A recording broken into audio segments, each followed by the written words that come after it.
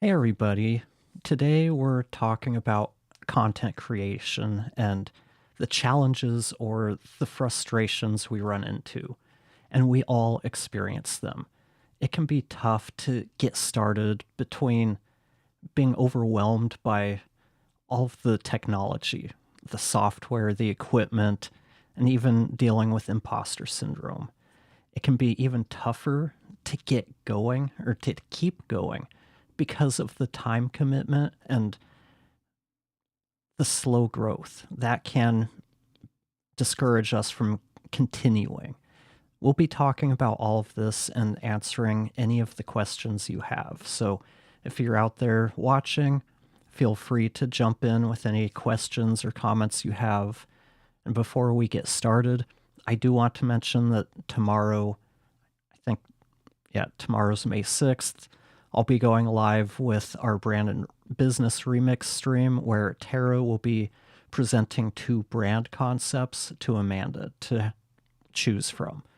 It'll give you a bit of a peek behind the curtains of what a brand designer does, and hint, it's more than just a logo. Enough of that, let's get started with the here and now. If you're new to the stream, hello, I'm Jesse, and I'm a content creator, podcast editor, and an AI consultant. And as always, or I guess almost always, I have Matthew Bliss joining me. What should we know about you? I think I'm on. There we go. You should know that I'm apologetic for being sick that one time, and now it seems I'll never get to live it down. My 100% strike rate for being on the show is broken. But yes, I am Matthew Bliss. I am soon to be the host of Coffee with a Podcaster, the founder and solo operator of mbpod.com. I edit and produce podcasts for people, starting to make a shift into consultation and coaching. And we were just talking about this in the green room before the stream, that I don't actually have a huge amount of content to put to my name. I've probably got about 5 years of experience of putting together podcast audio related content for myself. Haven't done it much for the last couple, just because I do it for other people. Nevertheless, there is a lot to talk about that everybody goes through. I love talking about equipment. I'm sure Jesse does as well. And the imposter syndrome and the cognitive aspects of getting yourself into the game to start just making stuff. Because as we all know, a lot of the advice out there is just get started, just get going. 95% of the podcasts in the world don't get to their 5th episode. Don't be that person. It's all just toxic stuff. Really, it's about you getting your legs under you and finding the best way to do that is effective and sustainable. And hopefully some of the stuff we talk about today is going to help you find out what that sustainability looks like for you. So let's start there with just getting started. There's a lot of things involved, whether you're doing an audio-only podcast or you're creating YouTube content or a video podcast. You've got software, you've got equipment. Then you've got to figure out just what you're doing and how to use it all. So it's very overwhelming to try to get started. And a lot of people also have this battle with perfectionism. Like, I have to have everything perfect before I can start. My feeling is it's in between. You just have to get started and you have to wait until you have everything figured out. Like you said, if you just jump in and you start, nobody watches, nobody listens, you're not going to make it through 5 episodes because it's demoralizing if you put all of the time and effort into doing something like that and nobody watches or listens.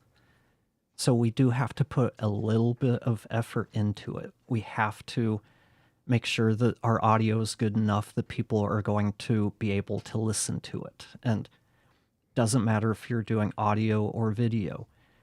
Your audio quality is one of the most important things. It's more important than your video quality, but your content is equally important. I see people say content is king, and most of those people are making that comment to basically say that I feel my content is great, but my quality is terrible. I haven't seen anybody who talks about content as king being people who actually have really good quality along with high quality content. So that's one thing to keep in mind. Do you have any insights into that? Oh, so many. I mean, there was a Reddit post yesterday that I commented on that's where my 95% of podcasts fail after this episode or whatever comment came from too. And there's so much what I like to call virtue signaling, where people polarize themselves for what made them successful in creating their content. And ultimately, they're just constraints, they're barriers, the things you said, the stuff that keeps you inside the great zone that you want to be in to sustainably do all those things well. The quality can't be something you lean into at the expense of the content, but you also can't create tons of great content and expend the quality as a result of that. There has to be some balance of the two.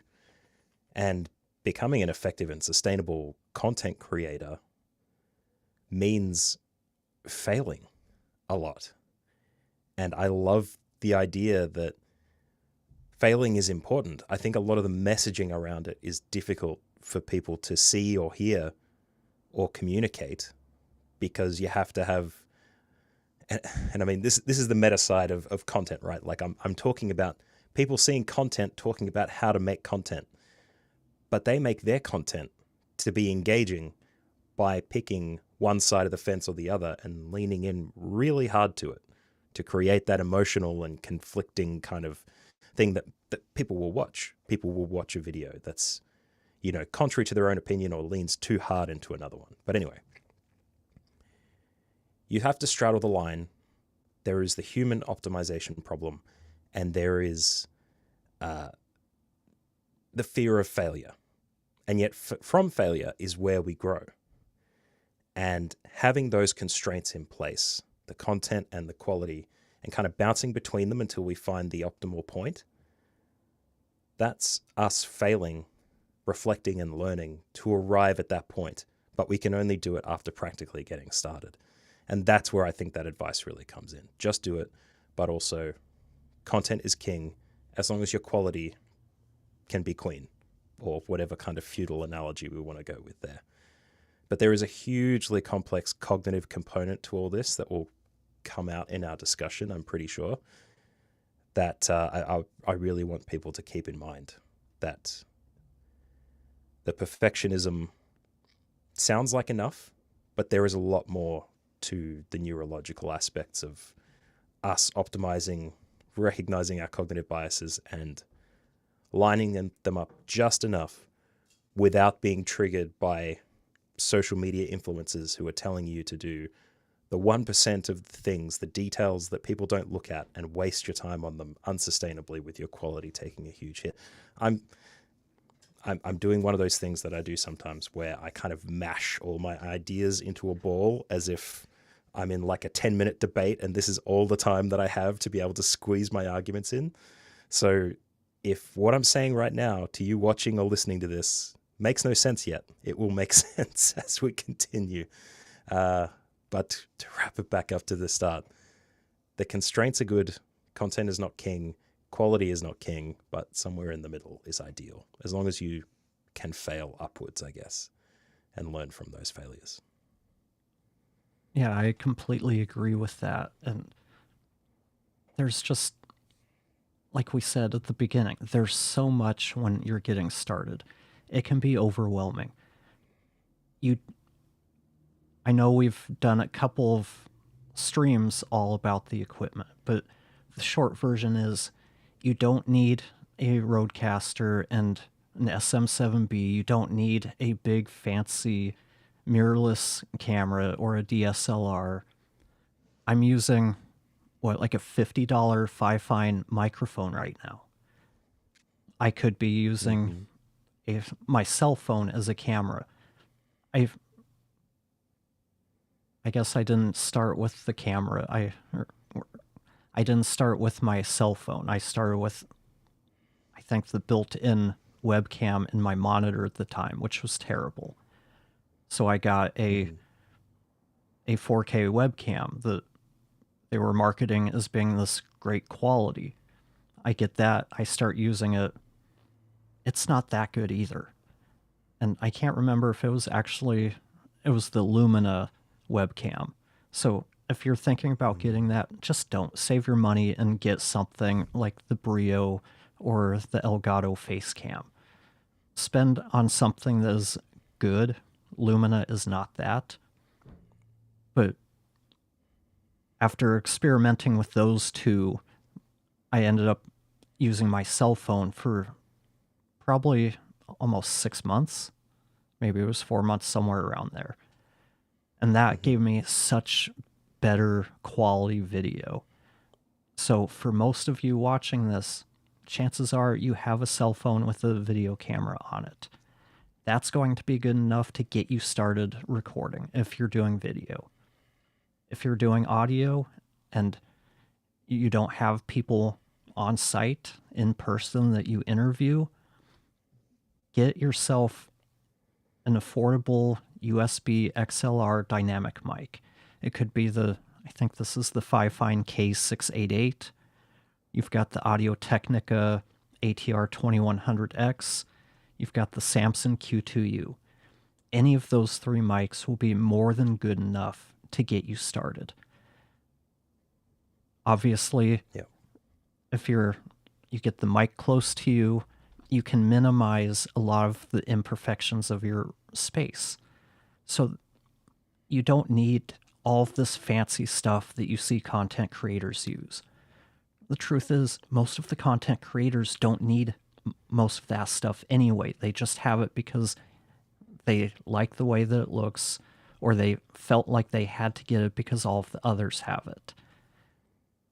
But for most use cases, if you're recording by yourself or remotely, you don't need a mixer. You don't need a $400 mic. Those are things that wait until you've made it past your 5 episodes. Wait until you know this is something that you're going to enjoy and continue before spending insane amounts of money on equipment. That's it. And the thing that I mean, as usual, I coalesce weird thoughts I've had in my brain for months in live streams and podcast episodes like this, but the mind-blowing thing is that people looking for the right gear that does the right stuff at the right time, they're always thinking about what do I buy, but they're never thinking about what do I need to know that I should be thinking about before I buy anything, just to better inform a choice that I'm going to make. Like, the biggest thing for me is anyone that learns about the Samsung Q2U, for example. Jesse just mentioned that it's great when you get it close to you, you position it well, you turn down the gain a little bit, and do a bit of denoising in post-production, and it sounds great. In just a side-by-side with an SM7B, it's not going to turn out all that well, if only because the two of them operate in different circumstances. They have different aspects to them. But what you should be learning from using the Samsung Q2U is the things that you need for your environment. Side by side in the same environment, same aspects, head to head, they're not going to do as well as you think. But if you've got a space and you record with the Samsung Q2U in the way that you would expect to do the SM7B, like put it close to you, maybe try out a few different mic positions, play around with it a little bit, you'll end up in a position of knowing the things that you want to look for in the next microphone that you want to buy, or the next piece of equipment that's going to make it easier for you to mitigate your environment and get the best potential out of your voice, not the best equipment that looks good on a stream. So it might be the proximity effect, getting too close to the microphone or too far away. If that muddies your voice and that doesn't sound great, then you need a microphone that can sit a little bit further away from you. So you might want a condenser at that point, as opposed to a dynamic. You might need something that has a very high gain, because you're not able to use a device to enable more gain for live recordings like this one. You might have to, instead of getting the biggest, most expensive microphone on the planet that you could possibly get to try and mitigate these issues, you might need to learn what the issues are that you're trying to deal with, that you need to consider as part of the equipment choice that you make, in order to select something later. And then you don't have to ask the internet what should be the thing that you get. So when you're thinking about it, every single microphone you get, every single aspect of equipment that you get, if you're not learning what you need from a very top level, like carpets in the room, acoustic treatment, moving blankets, not just the things, but why you need them, reverberations in the room, aspects of the microphone that accentuate your voice and do good things to it, the stuff that you need to do in post-production that could be made easier with a better microphone. I mean, we can go on and on and on about these things, but take it from equipment level and just give me the right thing I need to buy to do the job, and take it to the next level where you ask yourself, why did I get that microphone? Why isn't it working for me? And what do I need to be able to, get to the level where my mic selection is about me, and it's not about what Joe Blow on the internet told me about. It's the next level, the learning. Learn what you need and learn the concepts. And that's when you don't go to the internet anymore to ask for equipment advice. But I guess that applies to life, I think. Jesse, I think you'd agree that teaching yourself to fish is better than knowing which fish to buy from the fish merchant, I think. Well, I think that it really depends on your situation. Not both are valid. If you have the means to pay someone else to go fish and you get to choose what you want, there's something to that. A lot of us are in that situation. And me personally, I love learning, but there's always things that I'm going to choose to outsource if I want to. But unfortunately, I can't outsource myself. So when it comes to content creation, we have to have some level of investment there. We have to put some effort into it. And we'll get into imposter syndrome a little bit later, but yeah, that's the thing, is everything we do is a learning experience. We're going to start out somewhere, whether we're starting out at the very bottom or we're starting out a couple steps above. Most of us are not starting out as experts. We're all going to learn as we go. And that's part of content creation, is that learning process. But you can't learn if you never get started. And that's what I see a lot of people, they get hung up on all of the things. Well, I need to be able to afford this expensive mic. What you need to understand is you're still going to sound like you no matter what mic you use. There's not a mic out there that's going to make me sound like I've got radio voice. I just don't have that voice. Some people do. But that's all about the voice, not the mic. It's not the equipment. So just that alone helps a lot of people. They think that they're going to sound better with this mic. And I don't want to keep going down the equipment conversation because as we've shown, so we can easy. keep going. Yeah. But yeah. So let's talk about the software. That's a whole other thing. Sure. You've got editing software. You've got recording software.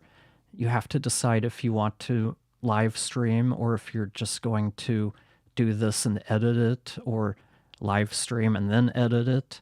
There's so many things there. And the bottom line is there isn't any right choice. There's no wrong choice.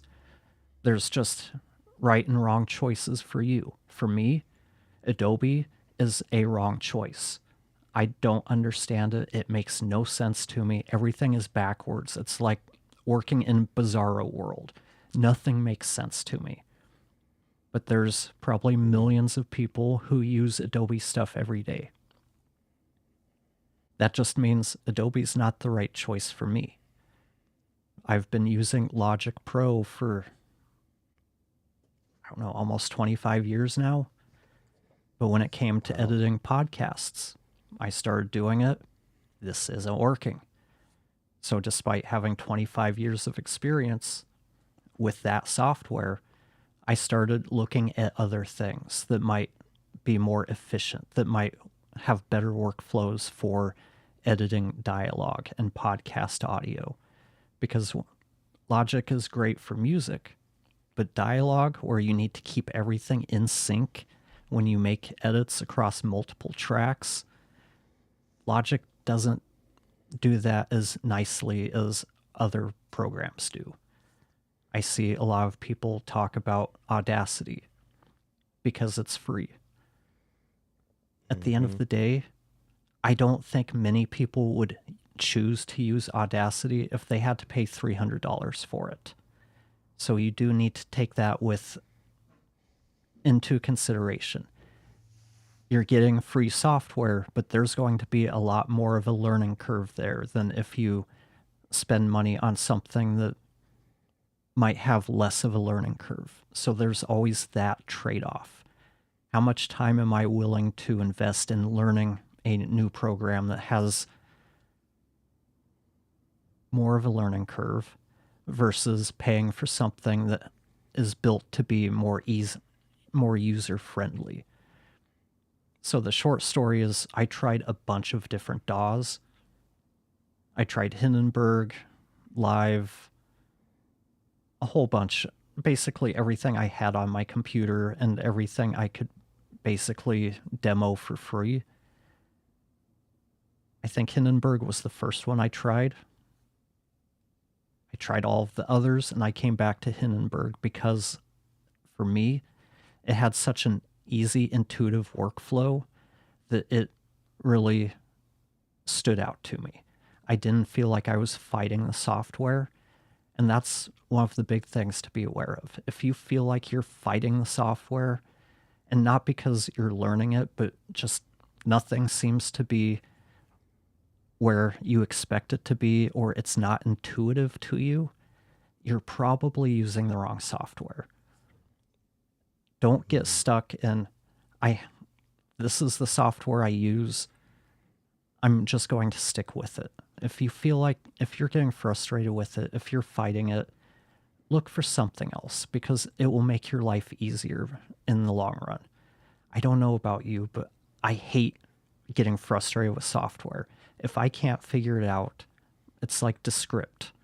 I've tried using it a few times, but the logic they use for file structures, all of the way it's laid out, it makes no sense to me. So I haven't spent much time there. I'll probably give it another go because that's what I do, and there are a lot of benefits to text-based editing. It's not something I'd use for the main editing, but for putting together pieces of content from other places all into one thing, it can work really well. For identifying and quickly chopping out certain parts, if you're doing a narrative or even creating shorts out of long form, that text-based editing really speeds up the workflow.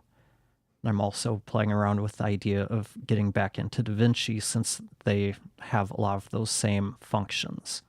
It's about finding what is the best software for me to use. Yep. Software is fun.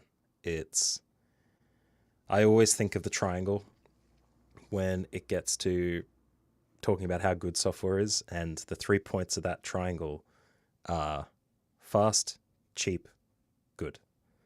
And you can only ever have 2 out of those 3 at any one time, if you're lucky. And something like Descript or Riverside's editor, they are the fast, and I guess they kind of straddle the line between good and cheap.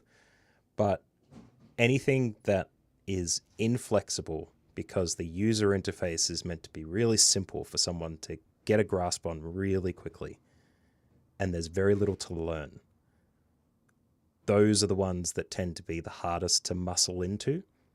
Like Descript, for example, is a great example of this, because they completely change on its face the words for stuff. Someone who comes from FCP or DaVinci or Premiere can't go into Descript and be able to use it with the same knowledge that they had before. There might be words like multicam and waveform, but otherwise it's sequences and layers, and there's a bunch of weird stuff that you have to get used to. That's because it's built for people who aren't video editors to get into it. DaVinci Resolve, for example, is excellent with both a free and a paid tier, but the free tier gives you a great sampling of what is a great user interface for a very flexible number of operations.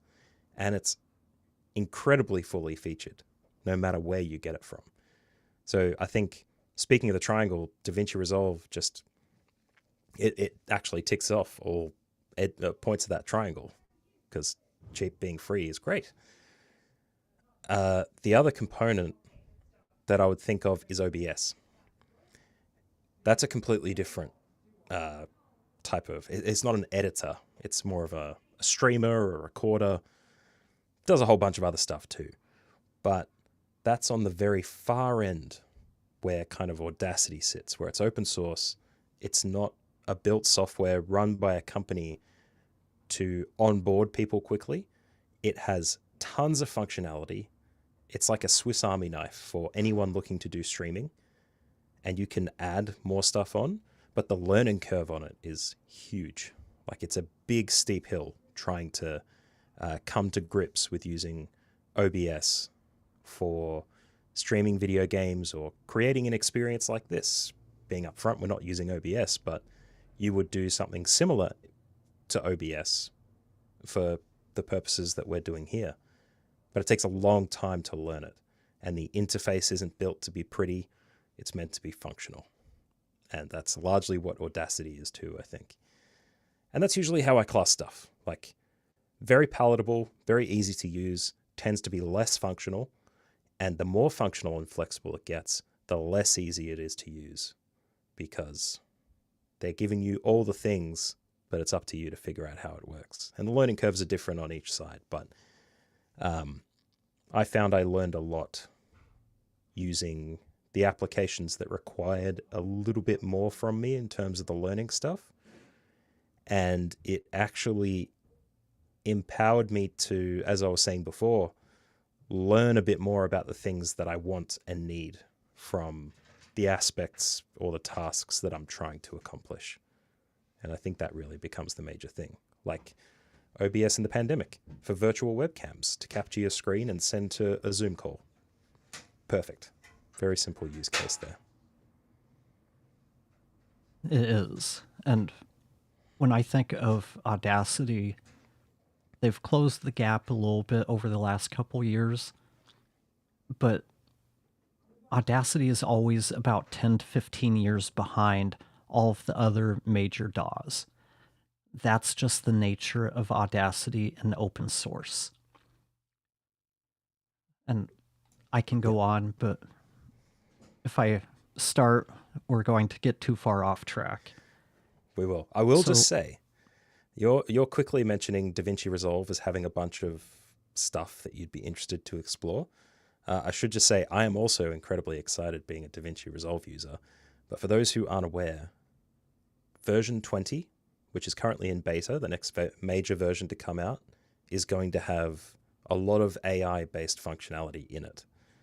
So comparing Descript to DaVinci Resolve is going to be a more even comparison than it has been before. And for shorts and transcription-based editing and all those things, that's going to become really, really useful. Captions. The driving of captions and creating them the same way that Opus AI does and Riverside does and all that stuff will be much easier with it. So I urge you, if you haven't explored it yet, jump into DaVinci, or if you're absolutely hating life in Adobe Premiere like Jesse did, then jump on over to DaVinci and give it a go and get ready for version 20. It's going to be huge. It's going to be massive. And the thing with DaVinci compared to Descript is it's an open platform. You have a lot more flexibility. You can use plugins. You can create stuff in Fusion. You can use whatever they call them, preset packs, whatever it is, with existing animations to speed up workflows. Whereas with Descript, it's a closed, walled garden. You're stuck with whatever they give you. You can export the timelines, but that's a little bit different. That doesn't count. No. But yeah, you can't if you're working with DaVinci. Descript, only in Descript, though, you're stuck with what they provide you. That's right. We've talked about getting started in that perfectionism. And I think that's something that a lot of people really fight with. This idea that I have to know everything before I get started. No matter how well you prepare, no matter how well you research and you study, you're never going to get it right the first time. It's going to take time. I've been recording video for about 1.5 years before we started this stream. But it's been a learning process, learning the new software, understanding how to do all of it, how to present it, how to prepare for it, how to package it in a way that is going to attract people into the stream to get that interaction. And we start out well. I don't know what's going on. We haven't had much engagement the last few weeks. I don't know if it's topics, but it's a learning process. We'll keep adapting and trying new things until we find what works. And that's the case with any kind of content. You've got to be open to trying out new things and adapting. Your original concept may not be the one that works.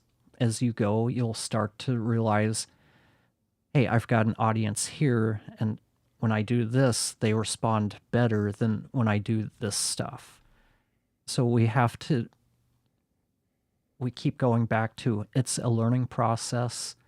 So just getting started is one of those best steps you can take. Be as prepared as you can, but don't go into it needing everything to be perfect, because when you're doing stuff live, things aren't always going to be perfect. We're all human. We space out. We lose our train of thought. We stumble over our words. There's so many things that go into creating content that's imperfect. And it's those imperfections that I think are going to be more important moving forward as AI gets better at creating so-called faceless content where it's not a real person on the content. That humanness is still the thing that separates it. And as we get more AI generated content, I think that humanness, those imperfections, are still going to be what draw people into certain content. And I know for me, I tune out as soon as I hear or see AI, whether it's written, go on to LinkedIn. If I see a long post with a bunch of emojis, I've already tuned out because my brain's associated that with being generated by ChatGPT. I just move on. If I hear an AI voice on a YouTube video, I'm probably going to leave unless it's a tutorial. If it's a tutorial, I'll give it a chance because there are so many companies who are run by people overseas who may not be the most articulate English speakers, but they have really good software. I'm willing to try that. But if I get into it and the content's just generic, it doesn't matter if it's an AI voice or a human voice. I'm not going to stick around if it's not helping me solve my problem. So we've got to think about these things. It's all about how the viewer experiences things. And if you're not delivering on what your episode or video title promises, you're going to be losing people. So that's one of the big changes I've made over the couple of years I've been doing this, is putting more effort into planning and what I want to present, so that when I create the title, I'm delivering on that. So what have you learned over the years when it comes to just getting started and how you adapt as you go? Well, I learned that rumination is the killer. We can always sit in our own brain and just find out little bits of things, and oh yes, I'll remember that. I'll find out. I'll fill out the picture of what I am going to do, but I'm not quite there yet. I need to think about it a bit more, and then a bit more, and a bit more, and it just keeps going to the point where I myself have recorded 3 interviews for my relaunching of Coffee with a Podcaster, and I think that was back in February. And I still haven't relaunched the show yet. And it's not because perfection is holding me back. It's more the actually doing it that's holding me back a little bit. So my more recent experiences with it is not necessarily being stuck in rumination, but it is a big aspect of it, the perfection bit. It's never going to be perfect when you get started. The thing you also can't prepare for is the ability to adapt when things do go a bit pear-shaped or go different or go wrong. You can only go through the process to learn what you would do next time in terms of adapting to that problem. Like, we could still be planning out these live streams now. We could have done a bunch of discussions to go, okay, what if the postman comes today and delivers a package and I need to jump off screen and Matt needs to talk for 10 to 15 minutes while I talk to this postman about what's getting delivered or whatever's happening. And, we need a like something to sit in there in our process so that we know exactly what to do. But invariably, you can't have a huge flowchart of actions that account for every single circumstance of every single thing that could go wrong or thing that could go right. At the end of the day, you got to do some stuff. Learning adaptation, learning how to deliver content in a way where thoughts emerge in your brain and you don't just go on a waffling spree. Or you have to pause the recording for 5 minutes while you go do something, come back, and then restart the recording again. How do you pick that up? What's the best way that your brain works to be able to do that? The things that we are great at as humans is adapting. And most of that adaptation or learning when and how to adapt and getting ready for the next thing that comes in case it happens again is through practice.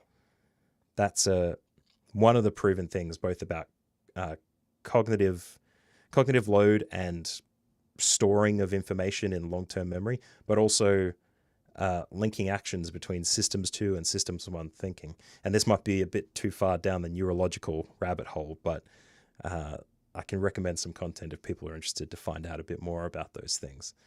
But in practice is the thing.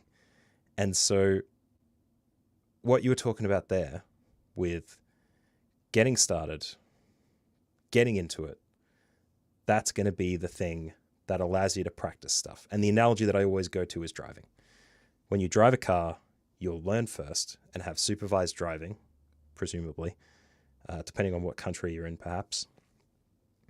But most of the learning that you'll do is once you have your probationary license and start doing it on your own, when you're unsupervised. That's when you learn how to interact without someone sitting on your shoulder telling you what to do. You kind of have to learn your driving style, learn the car you have, and then figure out everything else about your driving environment and the different potential accidents or collisions that you'll be avoiding by taking certain measures. Those things are learned by driving on your own. And it's the same with your content. I love that analogy, and we've been talking about it, and I think this does tie into imposter syndrome pretty well. And I think imposter syndrome, part of it's rooted in that need for perfectionism. Part of it's rooted in fear that I'm not good enough. But I think pretty much all of us have gone through imposter syndrome at one point or another. You don't have to be the best presenter. I mean, just look at me as an example. I'm an introvert. I'm not a big personality. I'm not someone who can walk into a room and just command the attention of everybody in there. That's just not me. I'm not a great eloquent speaker. I'm just not a great live presenter. It's just who I am. But I've gotten a lot better over the last couple of years by just doing it, by making myself do it. I've never really had imposter syndrome as in I'm not good enough or I'm not qualified to be talking about the things that I do, because I started my channel around podcast editing and the equipment we use, the software that we use. That's stuff I've been working with forever. So I never had the imposter syndrome in that regard. It was more getting comfortable with myself, accepting my voice, accepting that I am who I am, and just getting comfortable talking to a camera. It's always easier when you've got someone else to interact with. That's why these streams are so much easier for me than when I record my own content, because I've got somebody to talk to. We bounce things off of each other. It makes things more engaging than if it's just me by myself. And we have to accept our limitations, work on the things that we can. I can work on being more engaging. I can work on how I present everything. There's not a whole lot that I can do about my voice. Yeah, we can go into voice training and all of that stuff, but that's a lot more than I have the time and money for. So I'm just going to accept my voice as it is. But I think that's the biggest thing to imposter syndrome is if you have good content, if it's good enough quality, people are going to find it. People are going to watch it. It's going to take time. So don't get discouraged if you start out and you're only getting a handful of people watching or listening to your content. It takes time, but it does snowball if you're consistent and you keep doing it and you keep learning and getting better at it. And importantly, not getting in your own way.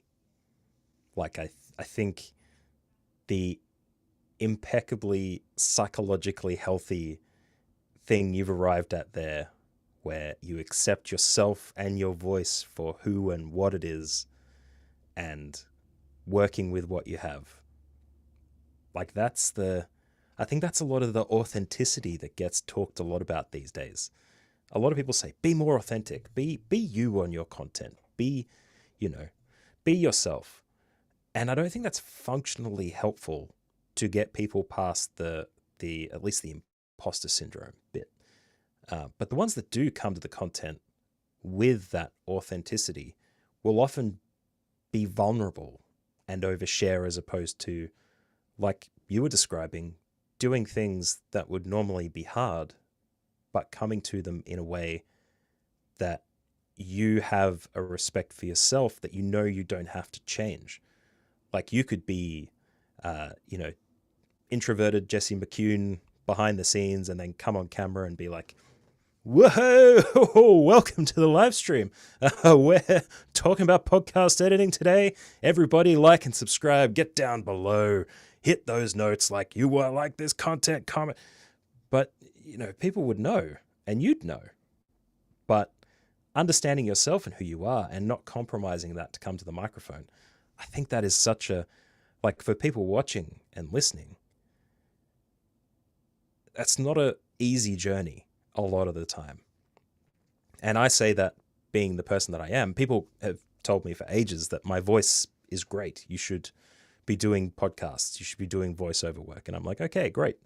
But they don't necessarily know that I did debating and some public speaking in high school. And then I got incredibly reclusive in my undergraduate degree doing a Bachelor of Philosophy. And then I was in schools delivering training content for IT, and then I got my secondary teaching degree after that. So I have taught in classrooms with secondary aged children, trying to teach them to do stuff. And the way people talk about talking into the void when you're by yourself, you try talking to a classroom of children at 2:30 p.m. on a Friday. That's talking into the void. And when you're having 30 people around you, just bored out of their brain, not willing to listen, they just want to go outside and get ready for their weekend. That's talking into the void. So my comfort with monologuing, with just riffing on my own brain, having a loose plan to kind of put something together, is part of that background. So I can come to training, I can come to webinars and just deliver content on my own without any issues. And my voice has been molded as a result of that. Not only have I had to optimize it for microphones, but I've also had to fill halls, corridors with my voice before. So my projective ability, if that's even a word, is massive too. I can yell at kids like nobody's business. I'm very good at that. And that does something to your voice. It kind of calluses the esophageal passages, or whatever you call them. The vocal cords kind of get massaged and worked on in a way that arrives at the voice that I have right now. So all of our past experiences, we have to understand what they are to come to the place we are now. And all that is to say, Jesse, is that I think you're like on the end path. You're like Imposter. I don't know who that is, but I know who Jesse is. And I'm going to show up as Jesse every single time. That's what people should be aiming for with avoiding the imposter syndrome stuff, I think. I think that when people meet you in real life who have seen you only from your content or heard you over your content, you should still be the same person. I've heard, you hear stories about, oh, I met this person and they were just like I expected. And then I met this person and they were nothing like I expected. I'm not someone who is going to put on a show. But speaking of, let's pause things. And if you're enjoying this, let's give it a like and share it with people. And if you have any questions, go ahead and ask them. And I've got an overlay here to two different overlays. So if you want to subscribe, let's do that. And if you can't make the live stream, but you have questions, you can send those to us at tanziasteracademy.com/ask-a-question. So now that I've gotten all of that out of the way, and doing it in my own style, not trying to be like all of the other YouTubers out there, that's a big part of it, is you need to find whatever allows you to be you and to allow you to create the content. For me, I pushed myself into this because I needed some way to market Tansy Aster Academy. That's why I got started in this. To start content marketing, to start learning how to create content and how to edit video. That's what got me into this. And over the time, I've gotten better at all of those things. Maybe not the marketing so much, because that's just not who I am. I'm not someone who is good at selling myself. So that's the biggest challenge, is how can I create content that's authentic to myself, that's going to provide value and help generate sales or leads, but without being salesy. The only way I know to do that is to create as much value as I can, and people will trickle in from that. With Brand and Business Remix, which is our primary business, we're going to go more heavily into the marketing, but that's because Tara is a marketing and branding person. She's working on strategies for that, but it's not something I can instinctively do myself. But no matter what we do, we're still going to be ourselves. And that's the biggest thing to imposter syndrome. Just be yourself, accept that there are going to be limitations that you have. Figure out ways to make things as easy for you as possible. So if you're someone who you don't like being on camera, maybe doing live streams and video podcasts isn't the best choice. Maybe you start off with audio, get comfortable recording all of that stuff. And then maybe after some time you decide, you know what? Let's try video, because chances are if you're recording audio, unless you're doing a solo show, if you're interviewing people, if you're using Riverside or Zoom or any of those interview platforms that podcasters use, there's the video element. So you've probably been getting a little more comfortable being on camera. Whether you're recording or using the video, that doesn't matter. You're getting more comfortable being on camera. So at some point you might feel, hey, you know what? Let's start using the video. I'm already here. We already record it. I feel comfortable now. Let's start using it. but start with where you feel comfortable. I don't recommend doing what I did and just push yourself into the most uncomfortable space you can find. But maybe you're one of those people who you're going to respond better by jumping in the deep end somewhere where you don't know what to expect. It's about finding what works for you. And importantly, like speaking to the imposter syndrome bit of what you're doing there, what you explicitly said just then was to don't let the content drive you. You drive the content, or you drive the aspects that you make. When you're ready to do video, see what you have available to you. Thinking back to, evaluating the platforms that you have. If you just happen to have a Riverside account and video is included in there, it's a very easy lift. You just add it to your workflow, take it for a spin, see what happens, and then you can, try it out. But you don't want to come to video as a result of, which I'm feeling is starting to dissipate, though maybe not. 2025, the year of the video podcast. Actually, I have something I want to mention to this very specifically that I'm gonna call some people out, and I'm a bit angry at them for this. But anyway, 2025, the year of YouTube video. Video is the way for you to get podcast good. Get good podcast, put face on video, release, happy days. Growth number go up. It doesn't work like that. And it won't work like that because you're letting outside influences change what you're doing. And it may not be for you, but you're going to do it for the marketing potential. I think I talked about this on an episode at some point, but thinking about things from inside out and not outside in. Work through what you want to do and have that show through all of the things that you're doing. Don't ask the internet a question and say, what should I do for better promotion? And have one person say, video content, get on YouTube's algorithm. Use opus.ai to create, 50 shorts from a 60-minute recording and just pump them out there. Get them out there as fast as you can. That's the content driving you. Whereas you should be driving the content, and that creates that really great, psychologically safe foundation that will sustain you building your content further and further along.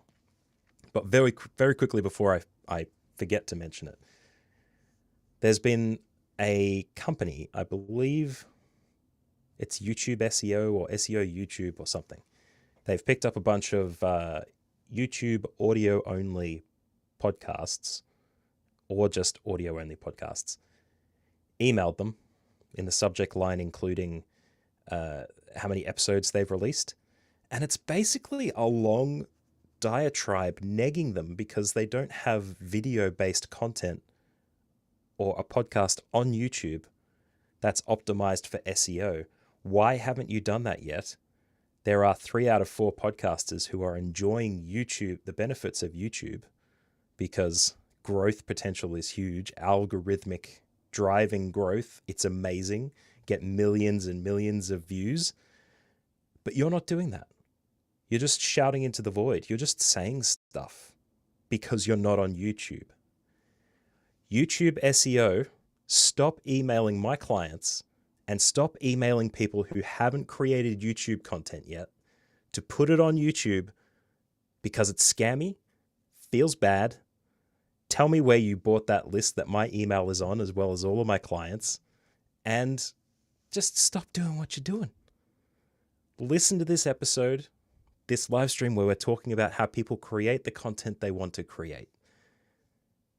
It's foundational. It's safe. They do it for themselves. They don't do it for massive amounts of growth built off the back of cheap thumbnails and, sharing vidIQ account details so that you can get brand-focused, algorithmic-driven titles and content and weird A/B beta thumbnail comparisons and all of this little crap. We should all be doing that if we're doing YouTube. But if you come at my audio podcasters and you say, You are going to fail as a podcaster if you're not on YouTube and pay us to help you do it. I don't know why that's going to work. Anyway, that just kind of came out as a bit of a fiery hose. That was my feeling on the subject. I'll share the email with you later on, Jesse, and you can see what the nature of that is if you haven't gotten it yet. I hate seeing that kind of stuff. And it speaks directly to what we're talking about here. The clients that contacted me about not having their podcast on YouTube specifically because of this email, like they didn't say, I want to buy services from these people. They just felt like they were missing out because they weren't on YouTube and they have audio only shows. It just didn't make much sense to me. That kind of stuff doesn't create a sustainable, the good stuff we're talking about, avoiding the imposter syndrome. You drive the content, not the other way around. Soapbox down. Let's continue with the rest of the show. Well, I think you bring up a good point about podcasts and YouTube video podcasts, because there has been so much talk over the last couple of years about how if you're a podcaster, you need to be on YouTube. And I really do agree with that, but I don't think that the advice you have to have your podcast on YouTube is the right advice. YouTube is good for discoverability. And not every audio podcast is going to translate well on YouTube. If you're doing a video, like an interview, yeah, that might translate well. But if you're doing just a solo show, I mean, really, the way you put the show together, what works for audio only is not really going to work as is on YouTube, because the way the algorithm works. And one of the best examples is so many audio only podcasts. They talk about a range of topics. Maybe each topic is related to one overarching theme. As an example, if I were to have a podcast, which I don't, and I guess kind of tying in with that, you and I had talked about my plans for this live stream, and since we're podcast editors, that's one of the things that came up. Are you going to use this as a podcast? And the reality is I don't have the time to do that. It's all I can do to get this done. So, and we're going to talk about time management in a few minutes, but that was one of the determining factors. I needed something I could just dedicate a couple of hours to and be done with. That's why it's here as a live stream. But for audio-only podcasts, I guess I was giving an example. If I were to do a podcast, it might be about podcast editing.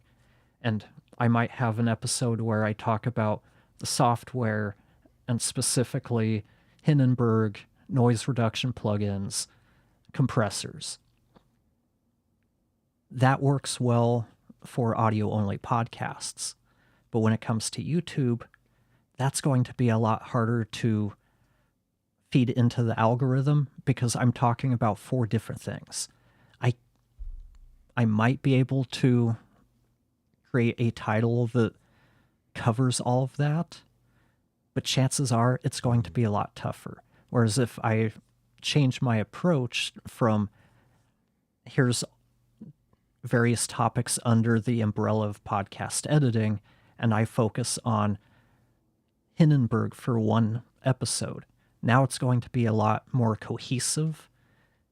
It's a lot easier to package on YouTube, and more importantly, it's going to be easier for YouTube to find an audience for videos about Hindenburg. Whereas if the videos about Hindenburg, noise reduction, compression, it's going to be tougher to find an audience for all of that. So if you're going to take your audio podcast onto YouTube as a podcast, you probably want to revisit your strategy and make it a little more YouTube friendly. But that's not to say you have to have your podcast on there. Like we talked about a few minutes ago, chances are whatever recording platform you're using is capturing video for you. So you've already got the video. Use that, find clips, use YouTube Shorts, that algorithm to help generate awareness of your show, and ideally to drive traffic to your audio-only podcast. Or another thing, depending on why you are creating content. If you're doing it as part of a business, it's a branded show. You're trying to generate new leads or sales, whatever the case is. Maybe start creating some original content that is aimed directly at your customer base, so that when they're looking for, again, I'll use myself as an example. If I were to create a bunch of content about podcast editing, my ideal client base are going to be podcasters. So when they go to YouTube looking up stuff about podcast editing, they're going to find my videos. That's going to help drive people to other stuff that I create. So I think that there's a lot of reasons for anybody creating content to be on YouTube, because that algorithm is so good at finding your audience when you're able to really focus your title and topic on specifics. That's the thing that gets missed. The packaging, like, it's so much more complex than people make it out to be.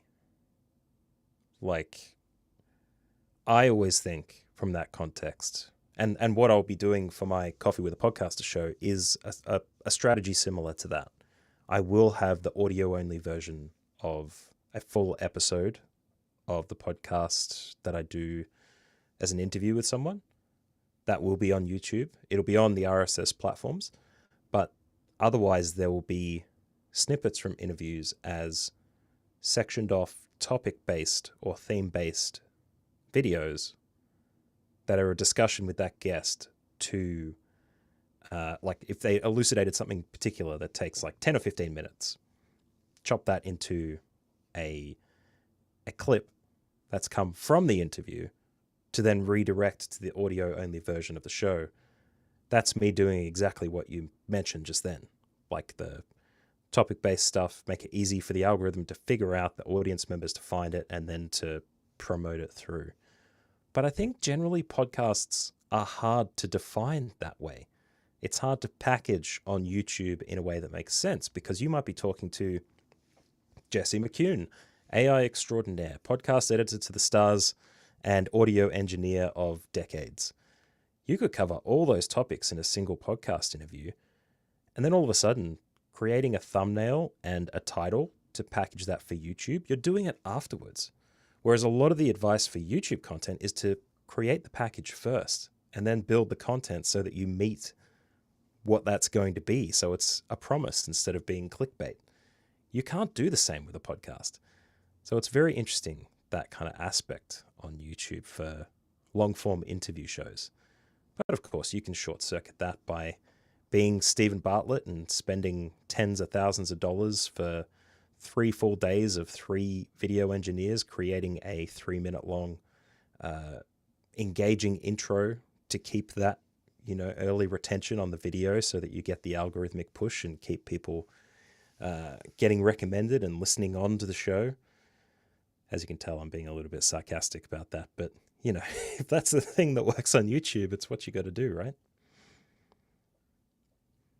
Exactly. And you've got to find what works for you, because each audience is going to be a little bit different, and the type of content you have really comes into play.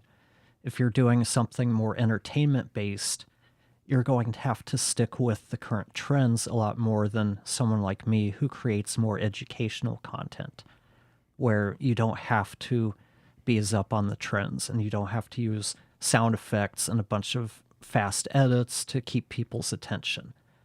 And as we were talking about this, I remember watching a video by Klaus, where he was talking about that struggle taking his audio podcast onto YouTube. And that's one of the things he was talking about, is how he had to change his entire approach to planning and producing the show. They started doing the thumbnail and the title before they record, like you were saying. That way you know, this is what we're promising the audience. This is how we're packaging it. This is the title. This is the topic. And they changed from what I was talking about, covering multiple topics per episode, to focusing on one per episode. And he said that has helped them really gain an entirely new audience on YouTube. So his journey was really interesting, though. Like he was very upfront about the shift from audio to video podcasting, and all the changes he made was much more numerous than that. Like they have a different video podcast version to what goes out on audio, and I think they release fortnightly on YouTube, whereas audio gets weekly. So there's a lot of different things that they're doing there. But I think, just looping back very quickly to where we started a little bit, it's so easy to fall into the rumination trap when you're trying to do something like that for content that would otherwise be just an audio episode and whatever gets pumped into the RSS feed. Because you have to think about how you need to frame the episode after you record it, as opposed to what YouTubers can do, where they create the constraints. They figure out what their limits are for how they create the content and what they want to do. And then they create the content. And that avoids the rumination issue, I think. You don't sit there thinking about all the possibilities of what you could do and how this could be marketed differently when you've done the marketing first, and you have to stick to what you picked for that marketing setup. You kind of have to make the content as it suits that. And if you're doing it from a less imposter syndrome stage, you're going to build that marketing in a way that's authentic to you. And then all of these things kind of click into a flywheel that makes content creation easy, because you're following all of the components you need to with adequate constraints, respecting your own limitations and your own strengths to be able to do that stuff really well. And then just getting started doesn't become an issue because it ticks off all the boxes. It's a little bit wrap-uppy for what we usually get to at this point in the show. But yeah, I couldn't help but point it out. That brings up one key point before we move on to the time, and that's that a lot of podcasters, they figure it out as they go. And the most logical path is you come up with your general idea, you record it, then you figure out how you package it. But I think that it shouldn't be a shift that YouTube brings upon you. I think all podcasters should be putting more thought into the pre-production, into that packaging, into that planning. Who's my audience? What are they looking for? What do I want to deliver to them on this episode? Because the more we put into the front end of the planning, the easier the rest of the process is. And that's what you were talking about. But I think that shouldn't be something that podcasters do moving to YouTube. That should be something any content creator should be doing all along. Whether you're writing a blog, creating a YouTube video, a live stream, an audio-only podcast, whatever it is, put some effort into thinking about who your audience is, what they're looking for, what value you're going to provide to them.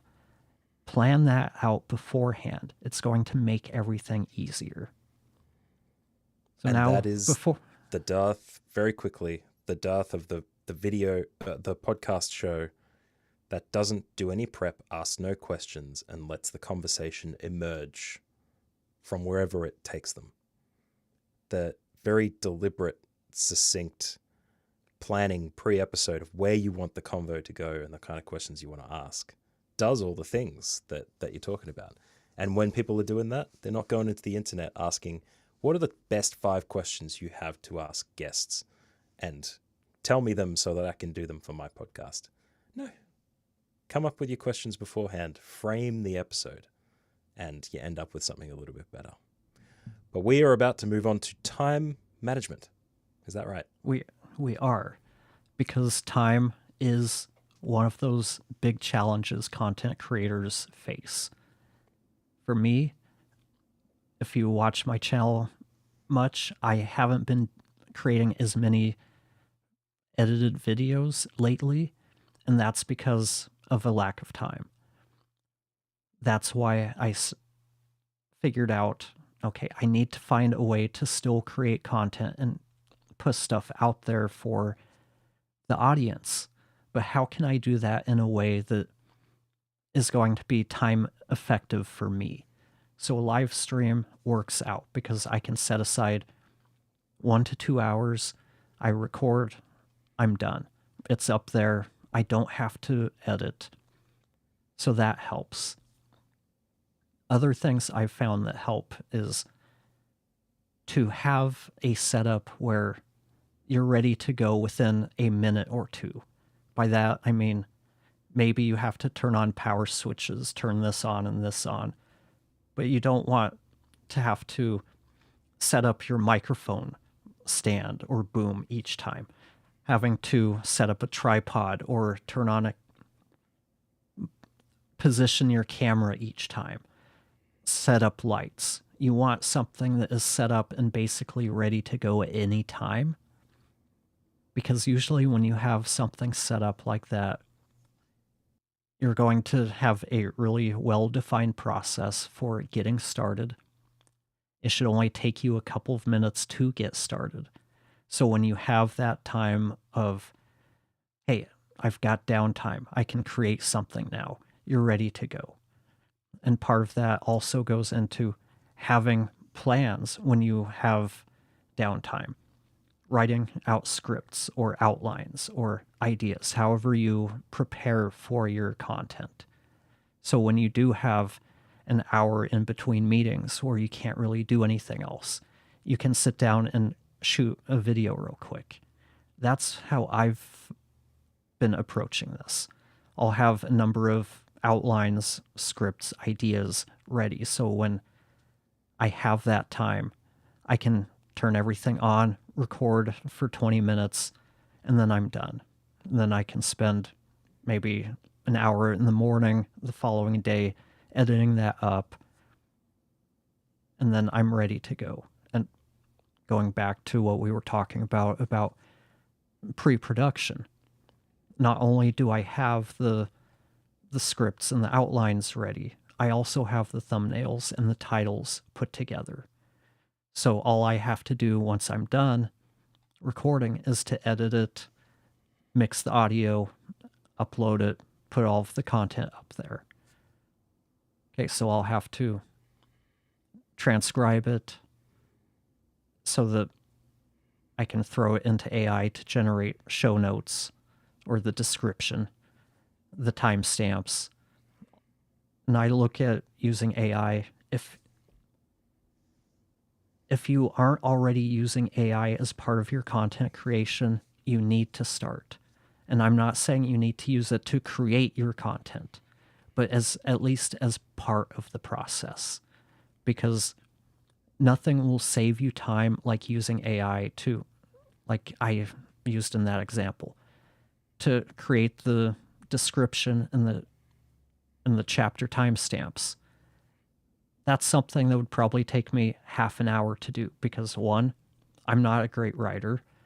I overthink things when I write, and I'll write something and then I'll revise it, then I'll revise it, then I'll edit it, then I'll just scrap it and rewrite it. I'm not a good writer, so being able to lean into AI for low value writing, I'm okay with that. I don't know anybody who's read the description of a video and decided, you know what, that sounds a little like it might have been written by AI, so I'm not going to watch the video.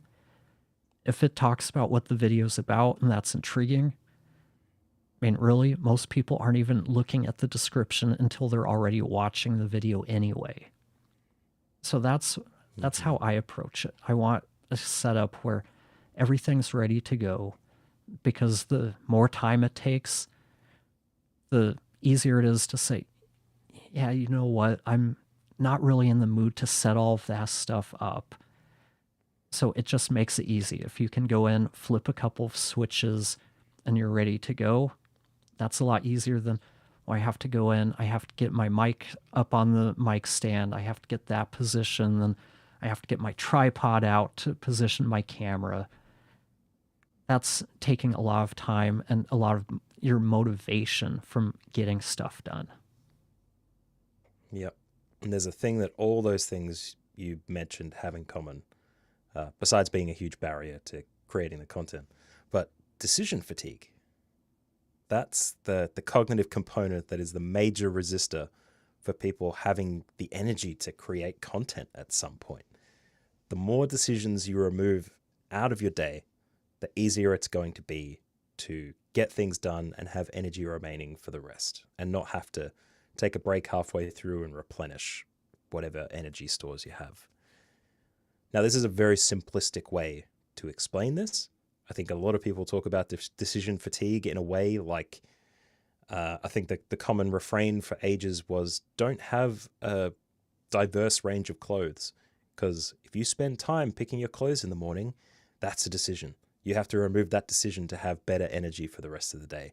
And that's why Steve Jobs wore the same black turtleneck every single day.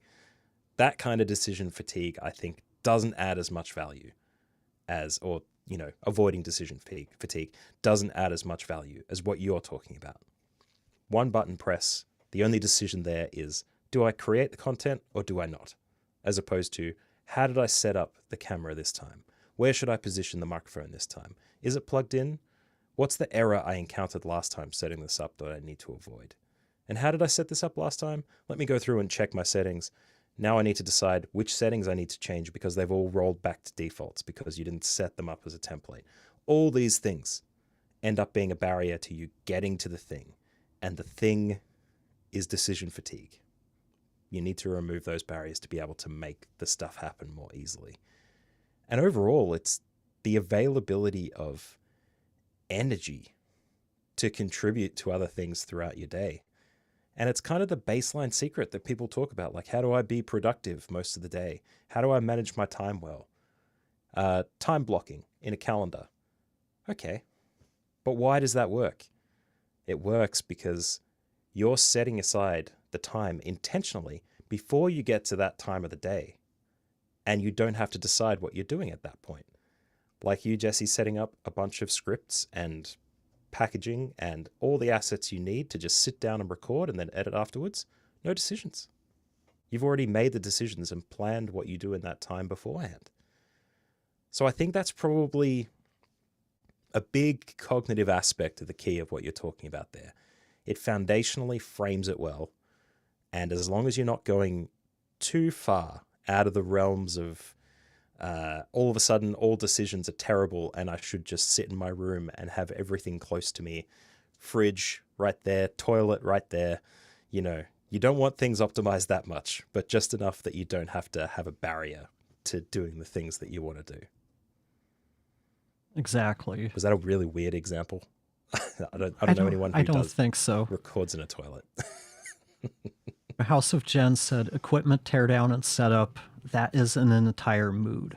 And it really is. And when we were setting up Tara's office, I asked her, what do you want? What's going to make things most conducive for you to record? And she said, it just needs to be something that is set up, ready to go, and easy to use.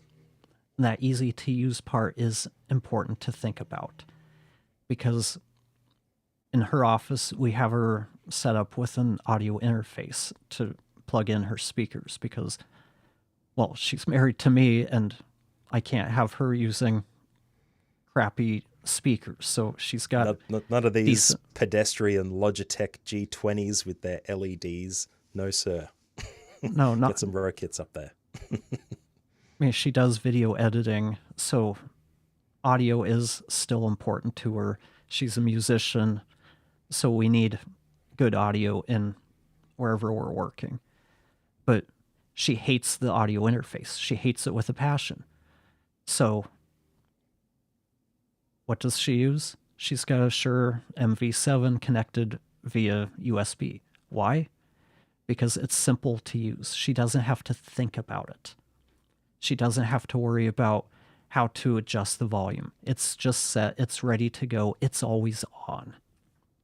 So that's important to really think about is what do you feel most comfortable with? What's going to ask yourself? What is going to make it what's going to remove all of the bottlenecks for me for creating content?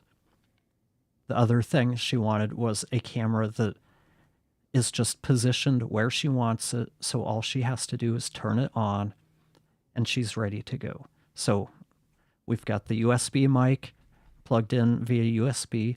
It's always on, always ready to go. All she has to do is adjust the boom arm, bring it into position. All she has to do with the camera is turn it on. And then she gets a lot of natural light in there, but if she does need extra light, there are 2 lights mounted to her desk. She can quickly turn those on with a couple of button presses on her computer, and she's ready to go. So, yeah, that's it. Turn on the lights, turn on the camera, bring up your recording software, press record, and she's ready to go in a couple of minutes. So we've got another question. What advice would y'all suggest for a brand new creator trying to decide what they really need when thinking about how to make a semi-permanent setup? I'd start with identifying where you are able to set up. That's going to be your starting point. For me, I'm working at a desk. So I'm going to look for things that can be attached to my desk. So let me change view for a minute. So we've got my mic. It's on an adjustable boom arm that I can adjust up and down. So it's out of the way when I'm not recording. Now I had to get it repositioned because I want consistent sound. But really, good desk mount equipment is going to be your best friend when it comes to a mic and lighting. Camera, that's going to depend on what you're using. So what are you using for a camera? Or do you even know that yet? And while we wait for that, I'll turn it over to Matt. Yeah, I wanted to say that after a few experiences with people, desk selection can be one of the biggest things that is important for a semi-permanent setup. The amount of desks I've seen that have like drawers built in on the sides so you can't clamp microphone arms to, or, you know, boom arms or whatever it is that you need for audio or video stuff, is inordinately frequent. So making sure that you're picking a desk and potentially buying a new one that has the capacity for you to clamp things to, has a certain density or height, whatever of the linear vectors that would be, that enables you to use the things that you want to use. That's an important part of it. And then having the desk space, the flat space for you to put things on, like having a desk shelf that has an audio interface on top and something else underneath. Like tons of things are important on that desk area. And then having the width that fits in the room that you select for the environment. I think desk selection is huge. And it doesn't need to be this standing automated, cable tray kind of stuff. You can get super fancy if you like. I always just get the IKEA. I can't remember the name of it now. It's just the basic IKEA desk. I think over here it was like €80 or something for the full kit. Yeah, desks, super important. So House of Jen said she's just asking questions. I'm post-production, not in front of the camera or mic. So in that context, it's a little tougher to give advice because everybody's situation is different. Like Matt was saying, if they're looking at a desk, those are things to think about, is how thick the top is, how well it's going to work for them. When it comes to the equipment, it's, again, going to really depend on what they're using. A good boom arm is going to help with the mic. I think that's a really good place anybody should start. If they're using a webcam, that's already in place. The only other thing left to really think about is lighting. Personally, I use the Elgato key lights. I find they work well most of the time, as long as they don't freak out and forget their registration, and then I have to reset them or reboot them and repair them. That's my biggest complaint with them, but they are really good at what they do. Their software is just a little hit and miss. And that's kind of the mixed bag with Elgato. They make really good things. I'm using their mic arm. I'm using their key lights. I'm using their prompter. The equipment itself is solid. The software is where I run into some frustrations, but I live with them because they are solving problems for creators in a space where there aren't a lot of people really doing that. They seem to be in communication with content creators and trying to figure out solutions to their problems, whereas it seems like a lot of other companies are just creating products for a target audience. Yeah, I've got a question too about the whole Elgato setup. Do you use the remote for the lights, or do they activate as a result of turning on your computer? Because I think the software component of the setup that reduces the friction to get started is a big component as well. And you can automate a ton of stuff, even if it's just USB plugged in stuff that gets those things on by just turning on your computer and logging in or whatever you need to do. I think that software aspect is a big component. So yeah, do you remote? These don't come with the remote. I think you can buy that separately. Okay. So how I use it is with the software that I install to the computer. So there's a button I push on it, and then I just click a button. I have the two lights linked, and then it just turns them on and off. I can adjust the color, temperature. I can adjust the brightness to wherever I want it. Looking good. So there's a lot of control there. It might be possible to set it up so the lights turn on when you turn on your computer. That's not a use case I need because I'm not recording 24/7, but my computer's on 24/7. So that's not something I've really investigated. With their prompter software, it's getting better, but the text side of it is still really limited. I don't like that I can't strictly copy and paste into it, and it keeps all of the formatting and the fonts. So for instance, if I have an outline typed up somewhere else, and I copy and paste it, it loses bullet points, it loses font sizes, titles, bold, it loses all of the formatting. The other big frustration I have is it can be a little tricky to get it to start with the voice sync. I think that's probably more with using it with an audio interface that has a gazillion channels. I think most people using like a 1 or 2 channel audio interface or a USB mic probably aren't going to run into those issues as much. But it does also lag on the voice sync sometimes. So you're reading and it gets to the bottom of the screen and you're stuck there waiting for it to move forward because you can't see anything else. But they are constantly upgrading or updating it. It's getting better each time. But when it comes to their software for their XLR hub, that was very disappointing as a Mac user because it took probably 6-7 months before it was finally usable. And that just really left a bad taste in my mouth with that product.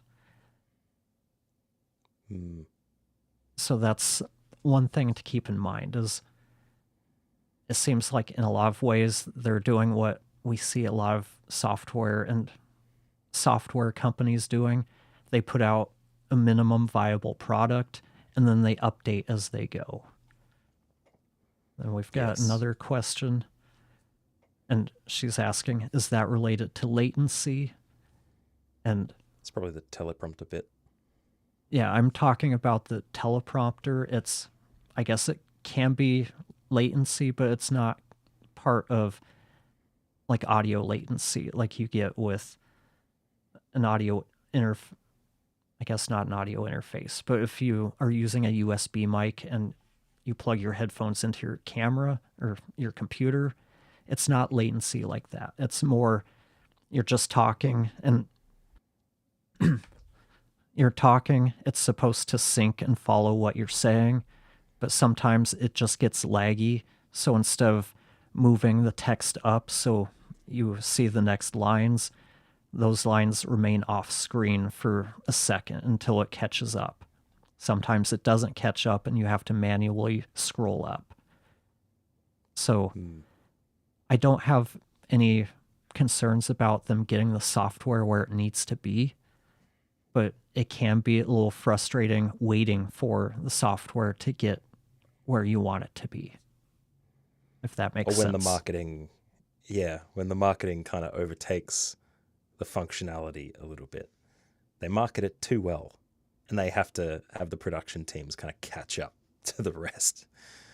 But that's a really good tie back to the stuff we talked about at the beginning as well. The idea of equipment selection based on knowing a little bit more, or rather learning the things that you need and amending your workflow to suit those things as you progress, adapt, and learn.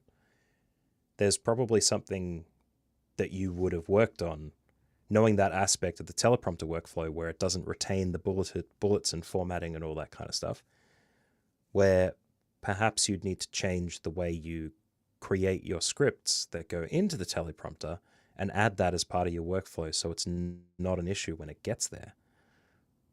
But that takes you reflecting on the bits of the process, testing and trying a few things with the teleprompter to try and mitigate the issues with the bullets.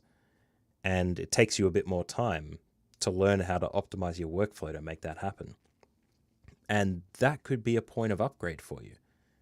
Like that you get to a point where you've optimized as much as you can, and it's still the most annoying thing in the world that sync just doesn't work. And that's when you think about moving to a different product or upgrading or spending a bit more money on something. Before it was Samsung Q2U compared to getting an SM7B. In this case, it's teleprompter, Elgato versus getting something that's probably tens of thousands of dollars from somewhere else that's maybe media driven. But whatever way that you try and solve that problem for your workflow to remove the decisions, remove the friction, optimize the delivery of that content, and continue to learn what you need in your environment to make it better. All those things together, they start to sort of create a workflow that makes sense. Yeah, I've started changing how I approach working with the prompter but it is frustrating to have to change your workflow when you just want it to work the way you want it to work. And it goes back to just choosing the right solutions for you. And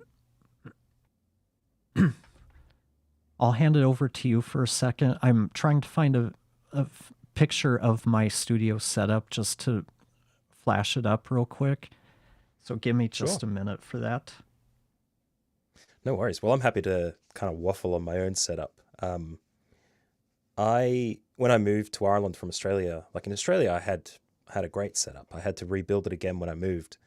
And more often than not, it involves making a slow selection of purchases to add things to my desk setup as time goes on in order to get the most out of it. And I'm a computer guy. I like to build my own stuff.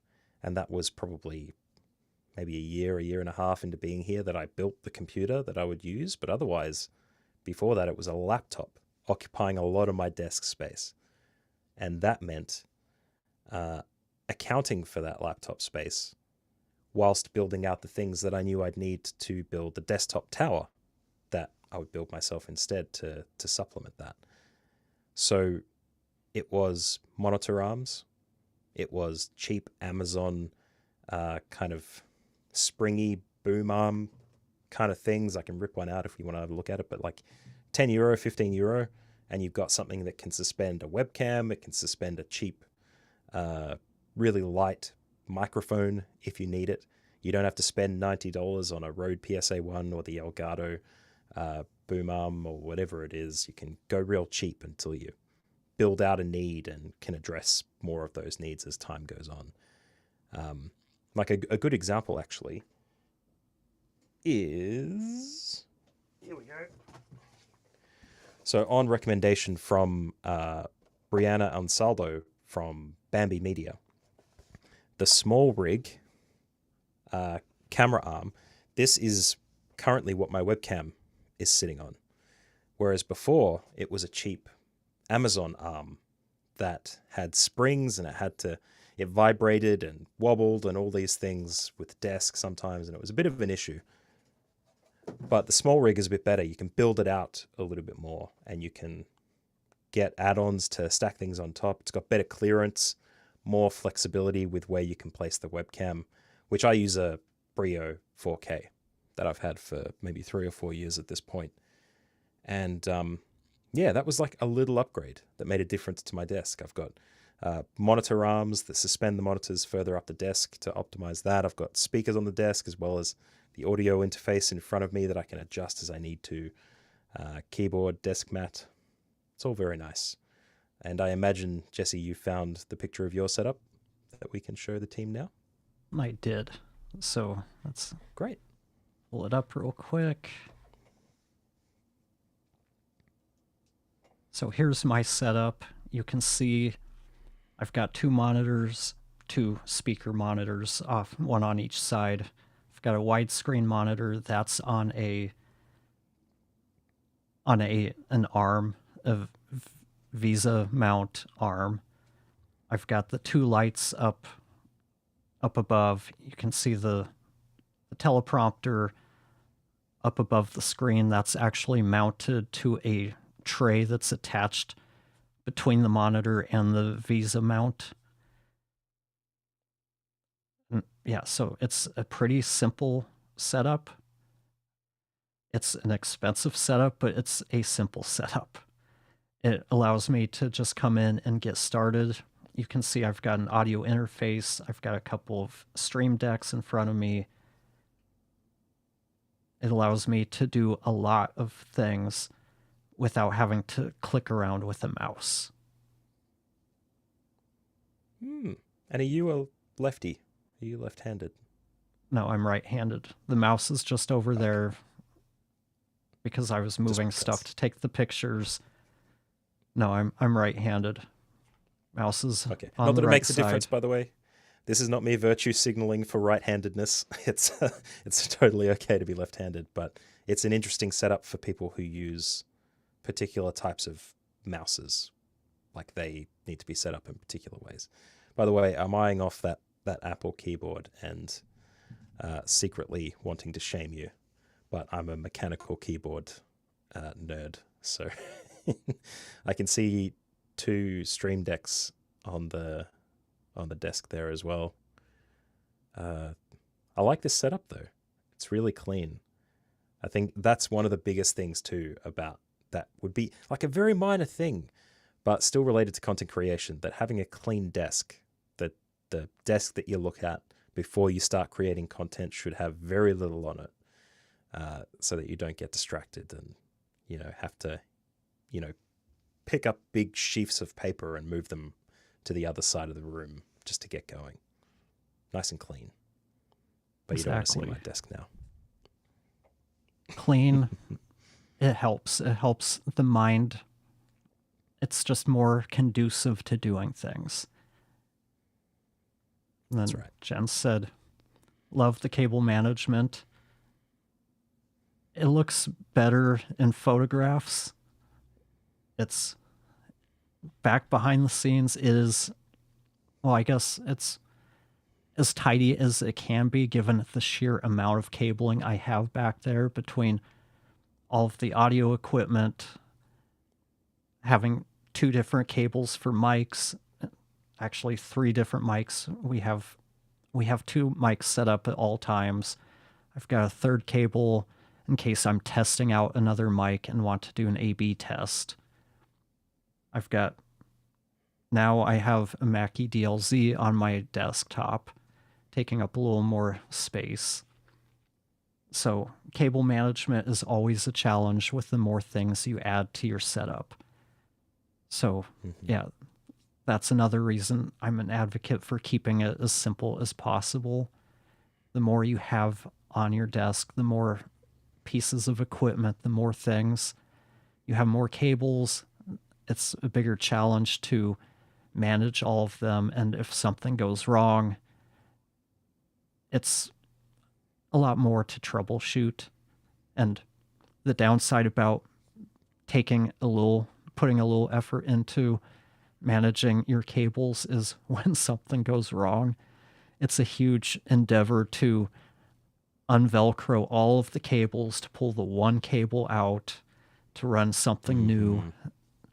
When my audio interface died a couple months ago, I did put it off for a couple of weeks because I just didn't have the energy to go in, pull the desk out, go through everything, pull all of the cables out that I needed to get it sent back, and then having to go through all of that again when it came back. More equipment is just more hassle in the long run, but it does make things easier for me. Let's get this on the board. Maybe perhaps be the thing that we finish on. I'm a huge proponent of cable management. I am not for having weird running trays and tons of Velcro tie wraps to wrap around cables and create these like really sleek, pipeline based cable systems that look real pretty. If you can't see it when you're sitting on your desk, it's not a problem. I mean, as long as you're not like, thrashing your legs under the desk and kicking out cables and pulling XLRs out from left and right, it's not a problem. I'm a huge, like you, I don't want to have to spend the 6 hours to unpack, untangle, unwrap and rewrap a desk of cables if I need to replace something. I just sit them pretty. I just leave them at the back. They're kind of doing what they need to do. There's a bit of flexibility with the cables that I leave dangling under the desk. Like this is my headphone cable that wraps under the desk and then back around to the top to, seat in the audio interface. But otherwise, let your cables run free, people.